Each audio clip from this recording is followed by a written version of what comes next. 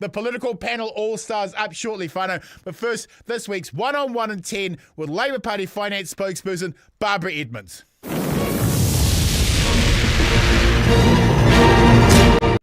Kia ora, comrade. Welcome to the show and thank you for being available to the Fourth Estate. Your democracy is grateful. Aloha lava, and thanks for having me on. Barbara, the latest inflation data is out and it has spiked to 4.1%, higher than most predictions. When fuel prices soared during the war in Ukraine, National demanded accountability from Labour. Now they're in the government, they're asking Kiwis to accept the same inflationary pressures they once criticised. Does that political hypocrisy matter?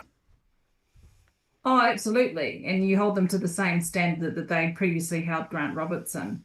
But if, 2 weeks into the Minister of Finance's term, to what you just spoke about, she cancelled the ferries contract, if that was an indicator of the type of economic decisions they were going to make, it was pretty clear that despite their calls of green shoots and growth, the first time she used those words, green shoots, was in August 2024. Well, we'd have a forest of trees right now if that was the case, and I can't see any trees around here, not even the mythical money tree that she keeps harping on about. The finance minister is claiming the 4.1% inflation is a victory for her economic cuts and is the reason we must cut more. Yet National are borrowing more than Labour did. Is the finance minister confused or misleading? Well, 51,000 children in material poverty or hardship is not something to be proud about. The fact is that inflation has hit a 2-year high does not belittle the fact that even before the conflict in Iran, there was no plan to help New Zealand grow. And who are we growing for if our children are starving and we are having families in absolute poverty and struggling to put food on the table? A couple of weeks ago, I spoke to the food bank person that run our Pātaka Kai out here in Porirua. And she was saying the people that they're getting into their social supermarket were not the usual beneficiary families. Yeah. We're not the usual Māori or Pacific, even though there's significant demand still. It was a family with 2 working parents. This is an indictment on our society of the fact that we are still having to listen to a Minister of Finance who says we should be proud. Oh, and by the way, I know it's been tough, but we should be proud. It's not worse. There's nothing to be proud about. Latest poverty stats out show 6.5% unemployment for Labour, 11% for Māori, 11.5% for Pacifica, 19% youth unemployment, 51% of Māori households living with food insecurity, and 860,000 Kiwis living in relative poverty once housing costs are taken out. Why is this election still so close when people are hurting so much? And when will we see next Labour Party policy? You will still continue to see lots more policy come out between now and the election. But when you're knocking on doors and you're talking to people on the phone, which is what Labour does, we run ground campaigns. That's where we get our volunteers on the ground. Almost every single door I've knocked on, the number one issue for them is the cost of living. But that's not what the government is talking to them about. They are talking about all these other things, including how to define a man or a woman, but at the same time not wanting to change consent laws and walking away from it by cross-party, type of draft legislation. That's where their priorities are, not on assisting with the cost of living for everyday New Zealanders. The cost of living relief that they provided in relation to an increase in working for families, that barely covers most of our families. There's only a certain amount of people that actually get that. And don't forget, we're still looking for that one family who has received the full $250 they were promised in election 2023. So yes, things are really tough for our whānau. And with that comes a minimum bandwidth to be able to absorb all the extra pressures that they have on top of them, including people saying, don't forget to enrol to vote. That's why our ground campaign from a Labour perspective is so important, to have those face-to-face conversations and to help people actually get enrolled, because actually more often than not, and there's like less than 100 days, just over 100 days towards election and less than 100 days to be enrolled to vote. That's right. That's a big push that we're doing, is to help support people to be enrolled to vote. But I don't blame them because times are really tough for them. And I remember as a kid scrounging around for food in our house. We were not neglected, but we didn't have much money, and the cupboards weren't always full. Sometimes you just can't think clearly when you're hungry or when you're struggling to put food on the table for your bubbas. But there was, look, I think that you and I had very similar upbringings, that we lived in working class families and it was hard, but there was always the sense, Barbara, and tell me if I'm wrong here, but there was always a sense in growing up in New Zealand that if you worked hard, you could get ahead. But that doesn't feel the way anymore. It feels that you can just pour your guts into work and the cost of living crisis will never come down. There is a hopelessness now, is there not? Respectfully, there is for some people, and some people are trying to look ahead. But again, it's really hard when there's you no don't plan. have the There's no plan from the government, right? There's no actual plan about how we're going to get ahead, other than selling $5 million mansions to overseas rich people. Well, that's what they were hoping, right? They were really biting on interest rates coming down and therefore people feeling richer, so they've got more discretionary income to spend on things. But actually, that's not been the case the last two and a half years.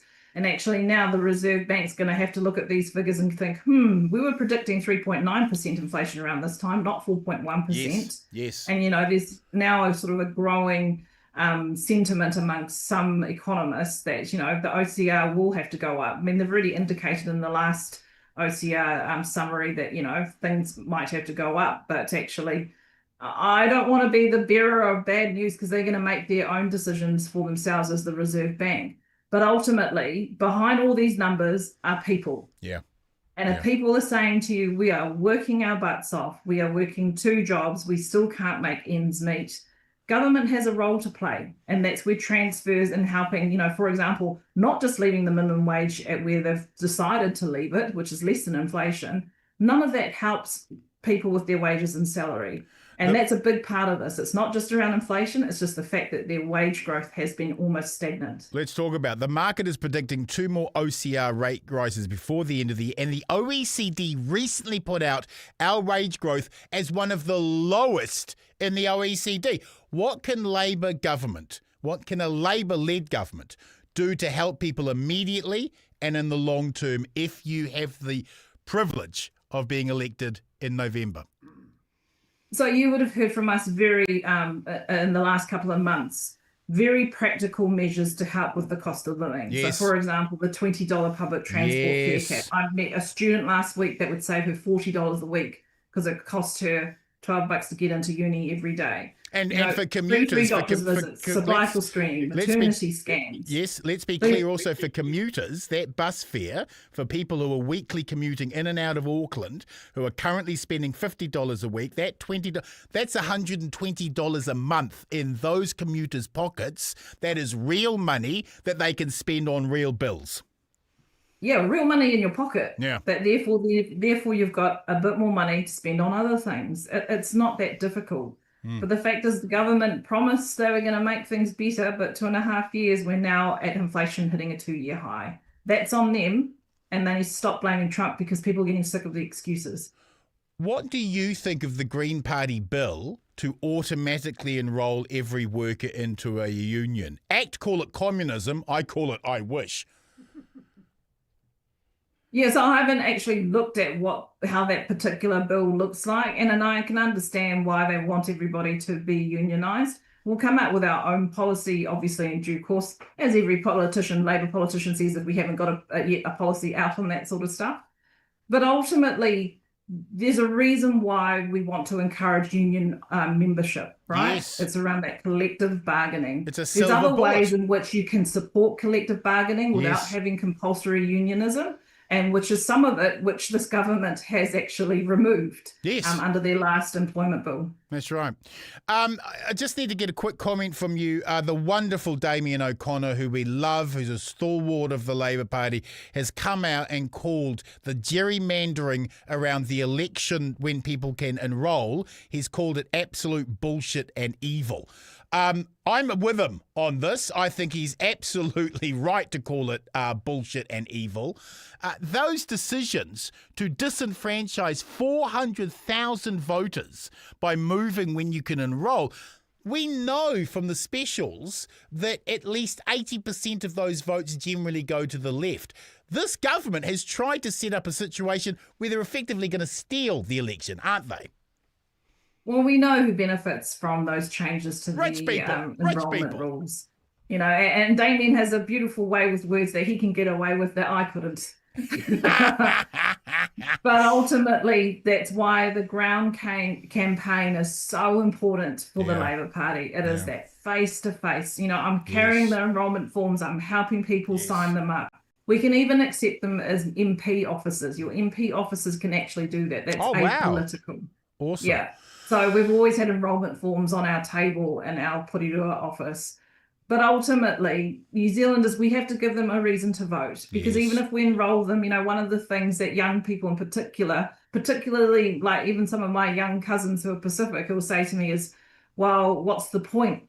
You know, our vote doesn't matter. Well, actually it does, my brothers. It's the only one time in your life where rich and poor, the cleaner, the supermarket worker, and the billionaire are the same. Exactly. And it's in that voting booth. So exercise your right. Exactly. Preach. Finally, comrade, so many Kiwis are doing it hard, and there is a feeling of pain and hurt and depression in the electorate that is bordering on hopelessness. Why did you get into politics, Barbara, and what do you want from the next Labour-led government? I understood, my husband and I, that our children had two parents, a roof over their heads. They could put food on our children's table when they needed it. I saw around in the community that they were growing up in, that there were children that didn't have those same things, which to me is now, it's a privilege based on the fact that the way our society has become. I wanted to make sure that those opportunities were available for other children in my community. That's why I'm proud to be the Member of Parliament for Mana and will be the first MP for Keneperu with these boundary changes. Labour wants to deal with making New Zealand more affordable. We want our kids to be able to have a future here. And in order to do that, you've got to make sure they have those foundations. You've got to make sure they have jobs that they can access. You've got to make sure they can access healthcare when they need it. They've got to have a roof over their heads. Those are the simple, basic foundations of a life. And that's what we're fighting for. We want a future made here in New Zealand so all our tamariki can thrive, not just those who are well off. Thank you, Barbara, for your insight and oversight. We'll talk to you again before the election. Thank you, comrade. Ka kite.